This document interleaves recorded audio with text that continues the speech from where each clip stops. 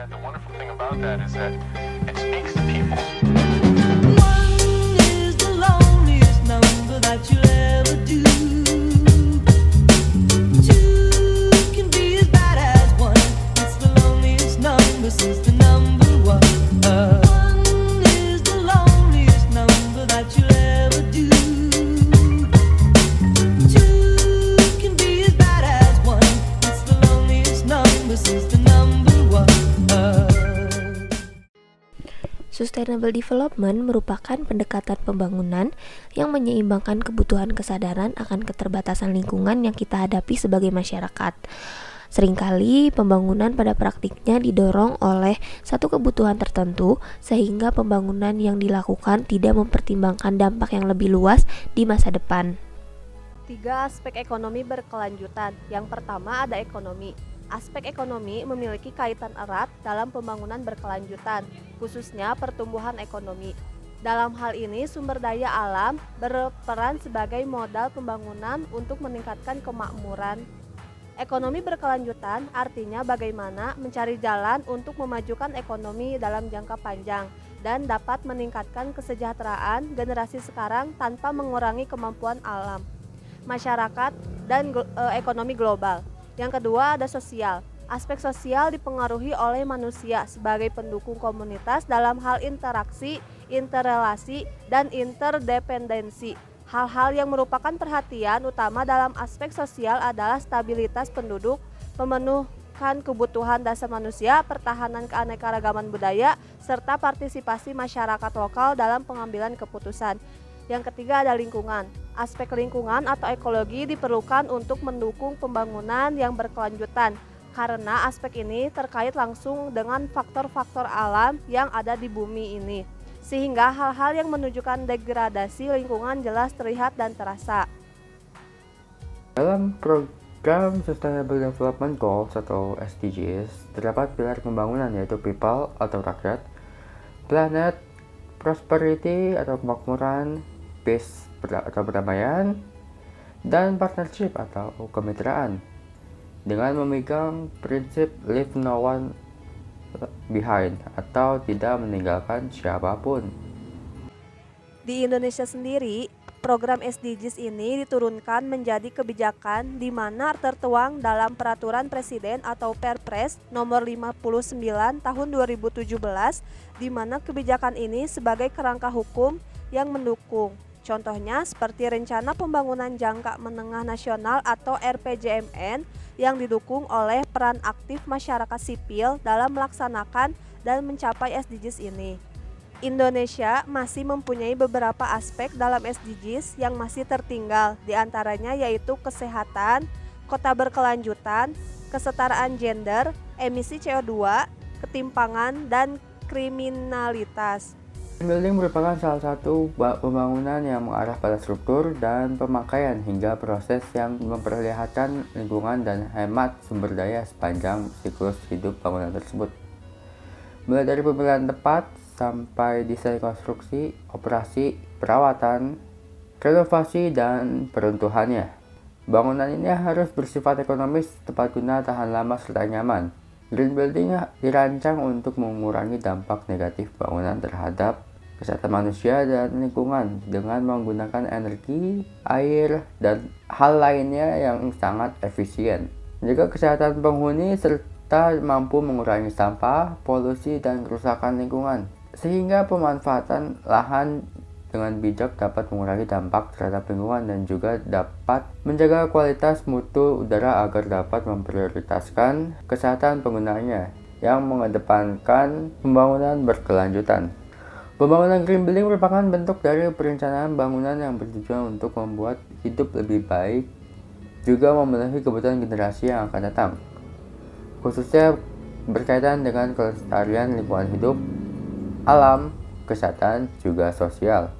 Menurut Peraturan Menteri Negara Lingkungan Hidup Nomor 8 Tahun 2010 tentang kriteria dan sertifikasi bangunan ramah lingkungan, green building adalah suatu bangunan yang menerapkan prinsip lingkungan dalam perencanaan pembangunan, pengoperasian, dan pengelolaan dan aspek penting penanganan yang dampak perubahan iklim. Dengan demikian, Prinsip yang dimaksud adalah prinsip yang mengedepankan dan memperhatikan unsur pelestarian fungsi lingkungan. Green building ini memiliki beberapa manfaat. Di antaranya yang pertama itu ialah penggunaan energi yang menurun. Itu dengan adanya energi terbarukan serta zero carbon technology mampu menghemat 42% penggunaan energi dari bangunan standar dengan ukuran yang sama.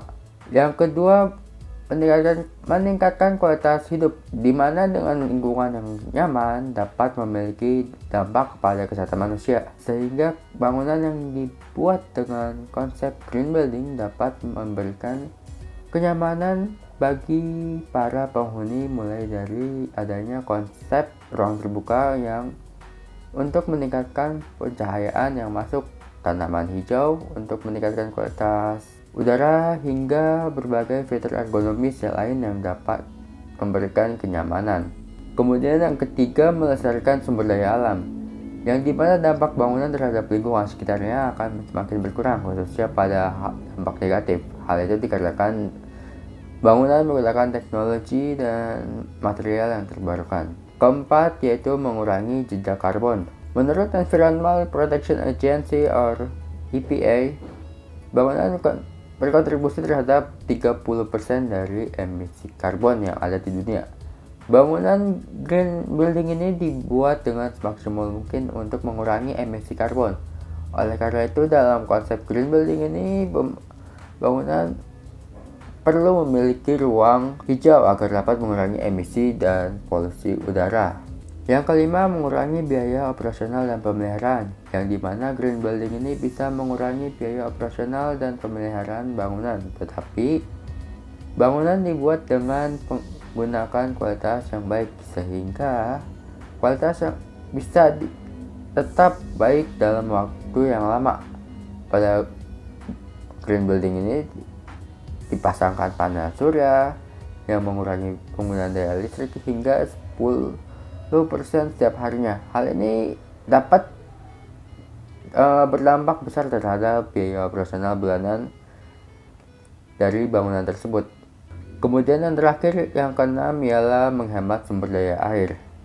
Bangunan yang menerapkan konsep green building ini dengan memperhatikan penggunaan juga efisiensi terhadap kebutuhan air, seperti penggunaan toilet dengan sistem vakum dapat menghemat penggunaan air pada bangunan. Edge Olympic merupakan workspace atau ruang kerja bersama yang terletak di Fred Rockestad, Amsterdam, Belanda. Letak workspace ini juga berada di kawasan Zuidas, di mana ini merupakan pusat bisnis yang berkembang pesat di kota Amsterdam, serta merupakan salah satu lokasi kantor terpenting di Belanda. Edge Olympic memiliki aksesibilitas yang cukup baik, sehingga dapat dijangkau oleh masyarakat yang hendak pergi ke workspace ini. Stasiun tram dan bus terdapat berada sekitar 60 meter dari pintu masuk utama, dengan stasiun kereta terdekat berjarak 15 menit dengan berjalan kaki dari pintu masuk, di mana kereta ini dapat membawa orang ke bandara dalam waktu 6 menit. Adanya integrasi, yaitu dengan pemilihan moda yang dapat digunakan dan sarana kesehatan yang dapat menunjang aktivitas masyarakat sekitar wilayah tersebut. Edge Olympic merupakan sebuah workspace dengan pembangunan kembali yang mempunyai visi melalui desain keberlanjutannya, dengan memaksimalkan manfaat bagi pengguna sambil meminimalkan dampak lingkungannya juga. Adanya pembangunan kembali mengacu pada penggunaan kembali bahan yang ada serta menerapkan bahan yang berkelanjutan dan bebas dari FOC atau volatile organic compound. Bangunan tersebut merupakan bangunan tua yang sudah ada dan telah melampaui umurnya, sehingga sangat disayangkan apabila dihancurkan dengan begitu saja. Pembangunan kembali ini dilakukan karena struktur dasarnya yang masih sangat kuat.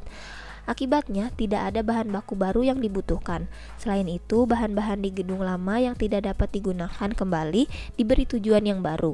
Contohnya seperti batu alam tua yang kini berfungsi sebagai lantai yang ada di lantai dasar bangunan ini.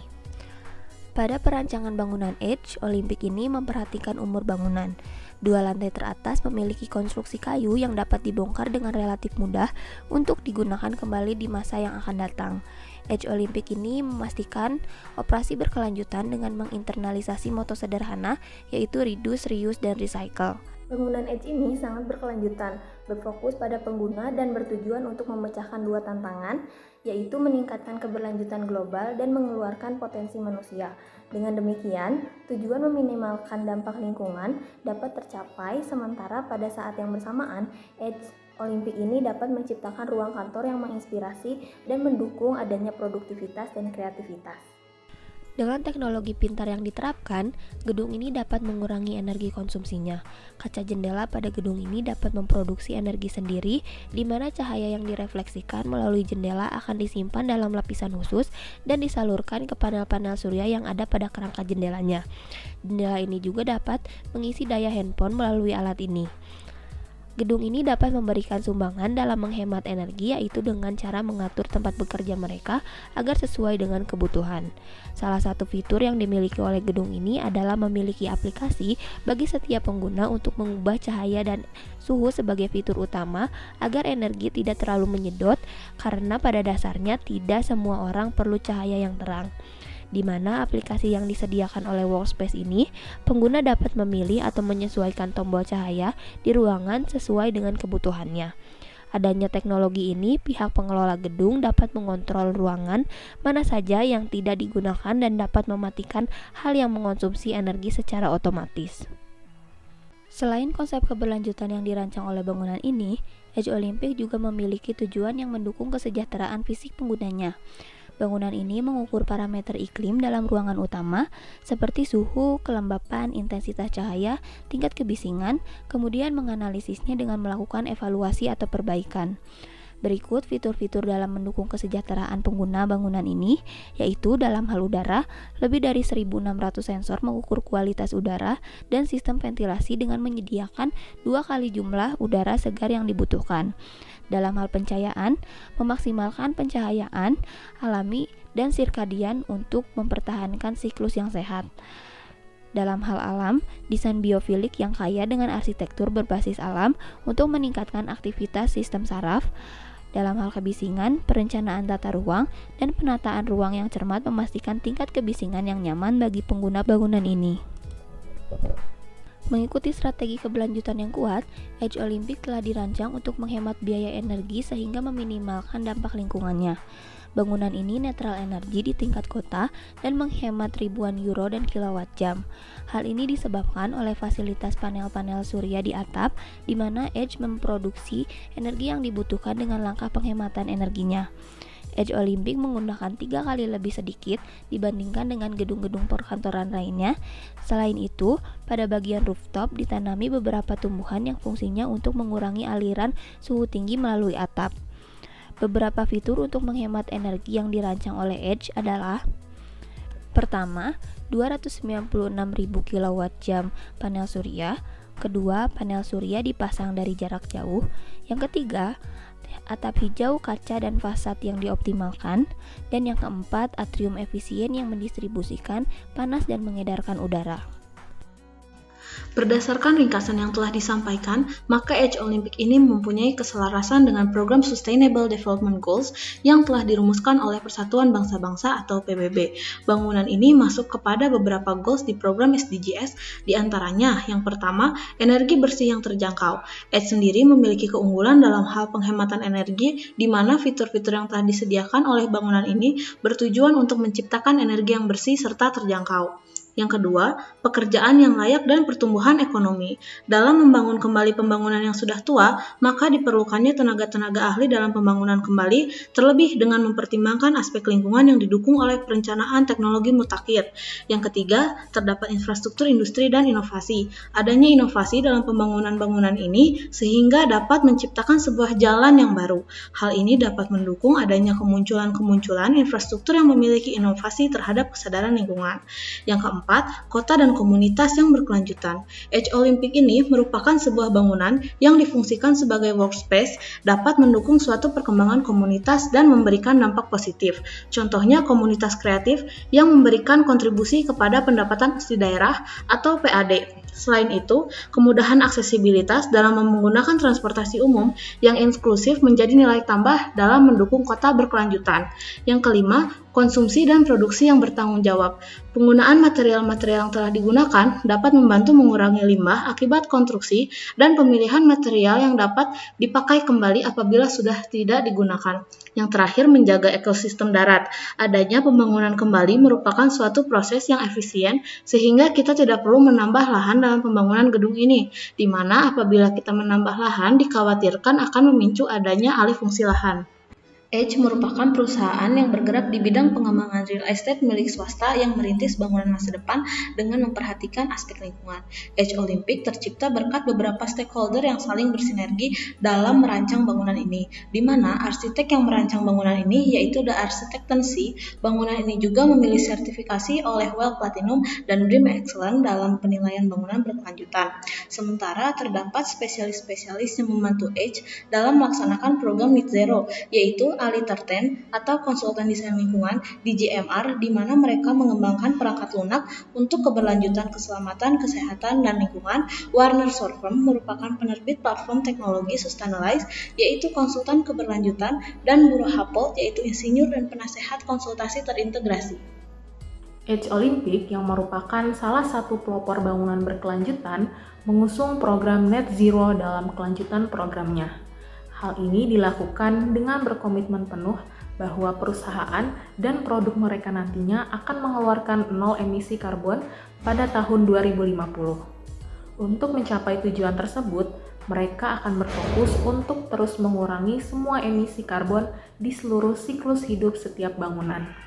Karena pada dasarnya, program ini dilatar belakangi oleh tingginya emisi global yang berasal dari bangunan dan konstruksi, yaitu mencapai sebesar 39%. Hal ini memperjelas bahwa industri real estate membutuhkan revolusi total. Program Net Zero diwujudkan melalui Net Zero Carbon Pathway, yaitu dengan memperhatikan karbon yang terkandung dan karbon operasional dari bangunan dan konstruksi. Karbon yang terkandung adalah istilah untuk emisi yang timbul dari produksi, pengadaan dan pemasangan bahan, dan komponen yang membentuk struktur bangunan. Ini juga mencakup emisi dari pemeliharaan, perbaikan, penggantian, dan akhirnya pembongkaran dan pembuangan material selama siklus hidup bangunan. Sedangkan karbon operasional adalah istilah untuk emisi karbon yang terkait dengan penggunaan energi yang timbul dari berjalannya bangunan selama siklus hidupnya. Proyek ini telah diakui secara luas karena fitur dan inovasinya yang berkelanjutan, mulai dari konstruksi kayu, energi terbarukan, penyimpanan panas bawah tanah, hingga teknologi sensor cerdas yang mutakhir memungkinkan bangunan Edge Olympic dioptimalkan untuk kesejahteraan dan keberlanjutan. Dengan pengembangan dan pembangunan kembali, Edge Olympic berusaha untuk mengeksplorasi teknologi dan material baru untuk menciptakan bangunan yang lebih baik, lebih sehat, dan lebih berkelanjutan. Terakhir yaitu evaluasi dari Edge Olympic. Adanya konsep green building dalam pembangunan Edge Olympic ini juga perlu memperhatikan segi sosial dan ekonominya. Mengingat bangunan Edge Olympic ini merupakan workspace yang digunakan oleh penggunanya. Pemilihan material yang mahal, namun manfaatnya tidak terlalu besar, berpengaruh kepada harga atau tarif yang akan dikenakan kepada pengguna workspace tersebut. Hal ini mengakibatkan adanya inefisiensi infrastruktur dan komunitas karena demand dari pengguna workspace itu berkurang. Jika hal tersebut terjadi, artinya Edge Olympic belum mampu menjangkau semua lapisan masyarakat. Sedangkan untuk evaluasi secara umum, perlu adanya pendekatan bottom-up dalam skala mikro yang didukung oleh regulasi pemerintah, di mana hal ini dimaksudkan agar terciptanya iklim perlombaan untuk mewujudkan pembangunan yang berkelanjutan.